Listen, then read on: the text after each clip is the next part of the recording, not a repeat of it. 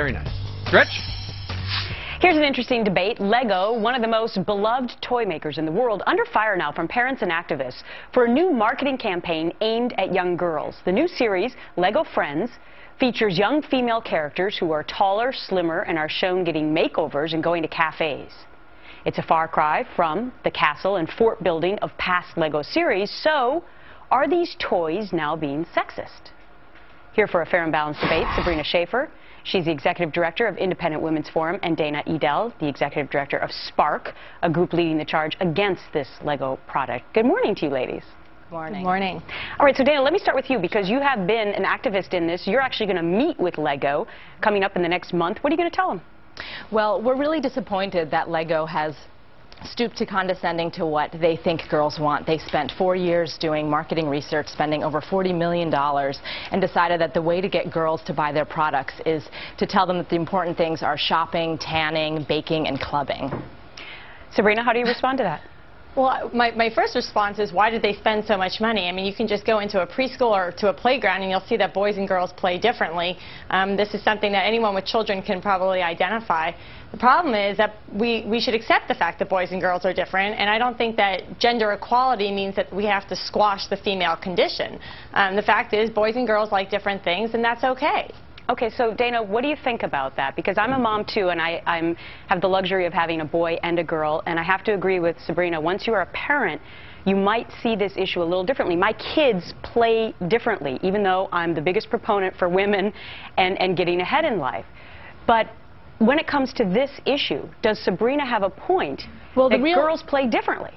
Well, the real issue is the way that we're marketing and targeting toys to one very narrow definition of what a girl is, which is this focus on being pretty and going shopping and caring about what she looks like at the expense of everything else that a girl is.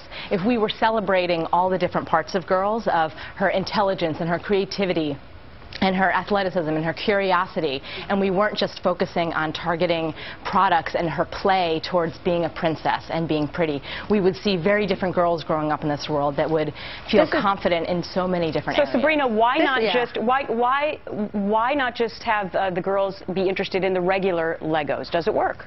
Well, we can't. They're obviously not, and the end result is the same, and that's what's really important, that girls are developing their fine motor skills, their construction skills, their spatial reasoning, and I think that we need to step back and look at this from a larger perspective. The fact is, women are outperforming men educationally and professionally today.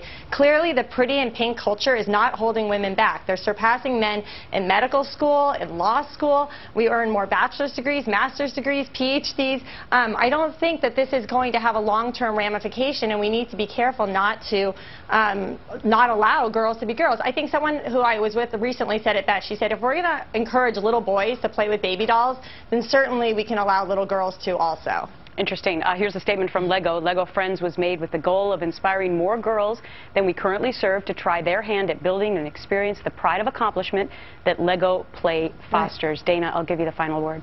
Sure. Well, Lego used to market to girls and boys decades ago, and the marketing campaign now is focusing on just the being pretty and shopping and very, very, very narrow definition of girlhood. We believe that Legos should be for everybody, for girls and boys, but if you look at the commercials for all of the regular Lego lines, you don't see girls. You don't see girls playing with the astronaut sets and the alien conquests and all of the various Legos. You see them playing with the very narrow definitions of what it means to be a girl, which is baking and shopping. Right. And we want girls to grow up to be anything in the world that they want to be. And I wholeheartedly agree with that last part of the message. And as a parent, we have the personal responsibility to choose the toys that our kids end up playing with. Dana and Sabrina, thanks so much for an interesting debate. Thank you.